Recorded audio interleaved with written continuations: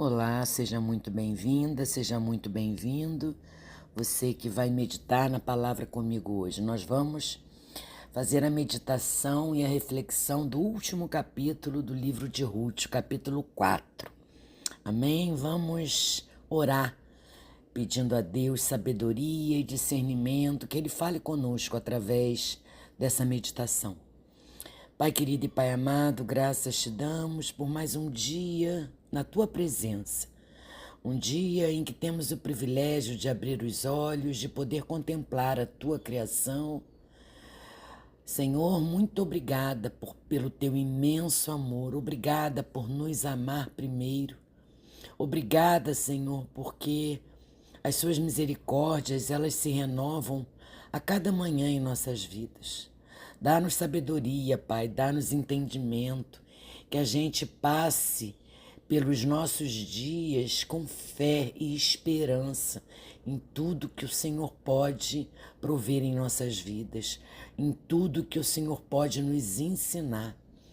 Senhor, abre os nossos olhos, os nossos ouvidos, prepara o nosso coração como terra fértil para receber a Tua santa palavra. Em nome de Jesus eu oro. Amém. Amém, queridos. O capítulo 4, o último capítulo de Ruth, é como um final de um filme cuidadosamente dirigido por Deus, orquestrado por Deus. Que coisa linda, né? Tudo aquilo que parecia confuso, doloroso ou improvável no começo da história, agora se encaixa perfeitamente como uma peça no quebra-cabeça do plano soberano de Deus. Aqui vemos o desfecho da história de Boaz e Ruth, mas também algo muito maior. O fio da redenção se ligando até chegar a Cristo. Boaz vai até o portão da cidade, o lugar das decisões judiciais e comerciais. Ele chama o outro resgatador, que é o parente mais próximo de Elimeleque, e os anciões da cidade para testemunhar tudo. Primeiro, Boaz apresenta o terreno de Elimeleque, dizendo que o parente mais próximo tem o direito de comprá-lo. O homem até topa, mas quando Boaz menciona que a compra inclui a responsabilidade de se casar com Ruth, a viúva moabita, para levantar descendência ao falecido, o homem recua. Ele não quer comprometer sua própria herança. Então, Boaz assume o papel de resgatador. Irmãos, isso nos mostra o caráter sacrificial de Boaz. Ele não está atrás de lucro nem de status. Isso nos mostra que Boaz está disposto a assumir a responsabilidade por amor, fidelidade e honra. Ele cumpre a lei, mas mais do que isso, ele cumpre com amor. Os anciões e o povo testemunham e abençoam Boaz e Ruth, desejando que eles sejam fecundos como Raquel e Lia, as mães das tribos de Israel. Eles também fazem referência a Pérez, filho de Judá, cuja história tem paralelos com a de Ruth. Ambos nasceram em contextos improváveis, mas se tornaram partes fundamentais da linhagem do Messias. Aqui a gente vê que o povo reconhece que essa união não é comum, é um ato de graça de Deus, é um ato da graça de Deus. A comunidade participa, confirma e louva ao Senhor por isso. Ruth e Boaz se casam e Deus dá a ela um filho, Obed. E aí vem uma das partes mais lindas do livro. Então as mulheres disseram a Noemi: Bendito seja o Senhor, que não deixou hoje de te dar um resgatador. Noemi, aquela que antes dizia estar vazia, agora segura no colo um neto. Mas não qualquer neto. Obed é chamado de filho dela, pois ele é o sinal da restauração da sua casa e esperança. Deus não apenas cuidou de Ruth, mas restaurou a alegria e o futuro de Noemi. Ela não foi esquecida. O livro termina com uma lista de nomes que vai de Pérez até Davi. Um final que à primeira vista parece seco, mas é poderoso. Deus não apenas cuidou de uma família. Ele estava tecendo a história que levaria ao maior filho de Davi, Jesus Cristo. Ruth, a Moabita, entra na genealogia do rei de Israel e do rei dos reis. A história dela nos mostra que Deus inclui o improvável e transforma histórias marcadas por perda em testemunhos da sua fidelidade eterna.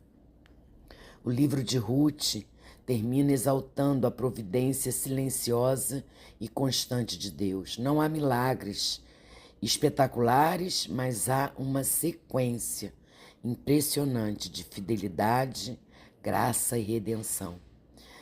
Deus guia cada passo, desde a fome em Belém, passando pela lealdade de Ruth, até o nascimento de Obed. Cada detalhe está no controle do Redentor verdadeiro, que um dia viria de Davi para salvar todo o seu povo. A história de Ruth mostra que mesmo em meio ao sofrimento e à perda, Deus está trabalhando. Ele não só restaura, como dá muito além do que pedimos ou imaginamos. Ele transforma viúvas sem esperança em mães da linhagem real. Ele usa homens piedosos como Boaz para mostrar a beleza da redenção e aponta para o verdadeiro Redentor Jesus, que nos resgatou da condenação e nos deu um novo nome, uma nova família e uma nova herança. Que coisa maravilhosa, né, irmãos? E trazendo, refletindo essa história, trazendo ela para os dias de hoje, a gente aprende muitas coisas também, como... Deixa eu abrir aqui a minha Bíblia. A gente aprende, trazendo para os nossos dias, a gente aprende, irmãos e irmãs, a história de Ruth, que a história de Ruth é uma história de redenção, é uma história de amor e de fidelidade.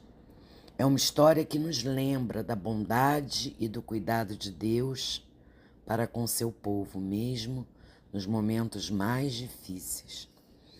Na conclusão dessa história, vemos que Deus não apenas abençoou Ruth e Boaz com o filho, mas também os abençoou com um lugar na linhagem de Cristo.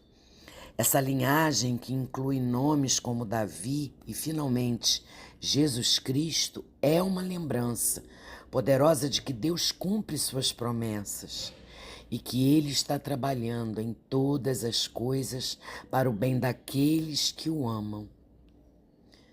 Mas para entender plenamente o significado dessa história, irmãos, precisamos olhar para além das circunstâncias humanas. É difícil, mas precisamos fazer isso e reconhecer a mão soberana de Deus em todas as coisas.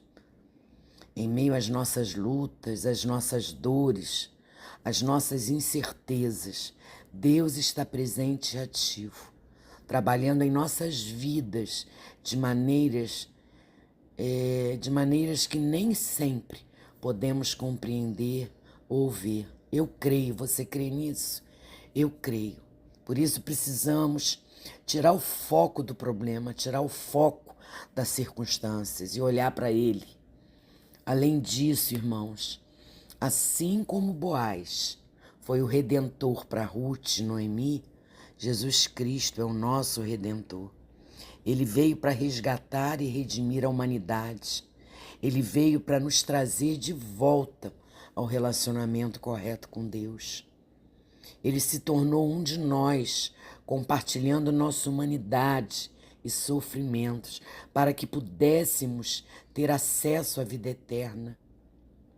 Como cristãos, irmãos, somos chamados, eu e você, a seguir o exemplo de Boaz e de Jesus Cristo, sendo redentores para aqueles que precisam de ajuda e apoio.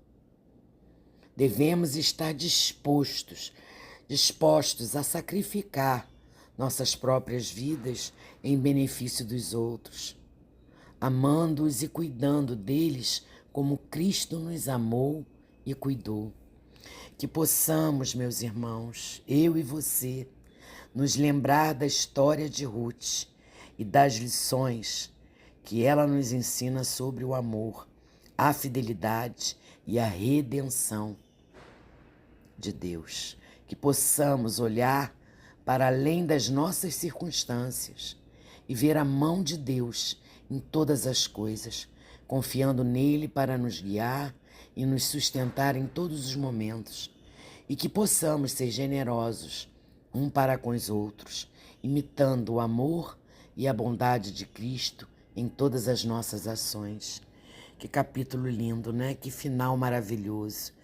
Um livro que começa com tristeza, luto, pobreza, termina com felicidade, com alegria, com provisão, com riqueza. Como Deus é maravilhoso, né? Ele está sempre presente em tudo na nossa vida. Ele está presente na vida daquele que crê e que o ama.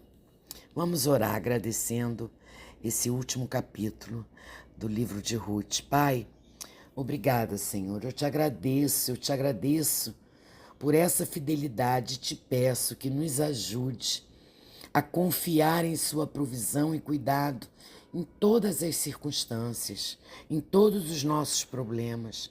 Nós oramos, Senhor, por sabedoria em nossas próprias vidas, em nossas decisões, especialmente aquelas que afetam a nossa família e nossos relacionamentos. Te pedimos, ó Deus, que nos guie e nos dê discernimento para tomar decisões que honrem a Ti e que sejam para o nosso bem e para o bem dos outros.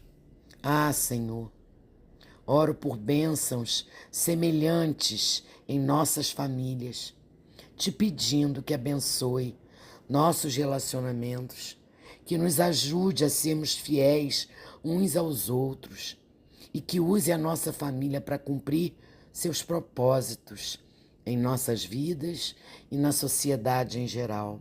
Ah, Senhor, obrigada por sua fidelidade em cada detalhe da nossa vida. Assim como o Senhor conduziu a história de Ruth, Pai, conduz também a nossa, mesmo quando não entendemos o que está fazendo. Obrigada, Senhor Jesus, porque o Senhor é o nosso Redentor fiel, que nos resgatou com amor e nos fez parte da Tua família eterna. Obrigada, Deus, que vivamos com confiança, humildade e gratidão, Senhor, sabendo que tudo que o Senhor está escrevendo tem um propósito maior em nossas vidas, que o Senhor está escrevendo uma história por meio de nós. E isso é tão grandioso, Pai, que a gente creia e tenha a mesma fidelidade a Ti, a fidelidade que o Senhor tem para conosco. Obrigada, meu Deus. Obrigada pelo Teu imenso amor. Obrigada por essa leitura, por esse estudo, por esses aprendizados. Obrigada, Senhor, porque a Tua palavra é viva, porque a Tua palavra é eficaz, a Tua palavra transforma, a Tua palavra restaura, a Tua palavra vivifica as nossas vidas, ela renova a nossa mente. Obrigada por essa ferramenta tão maravilhosa que é a Tua palavra, nosso manual de vida. Essa é a oração que eu faço, agradecendo em nome de Jesus. Amém. Amém, irmãos. Deus abençoe vocês.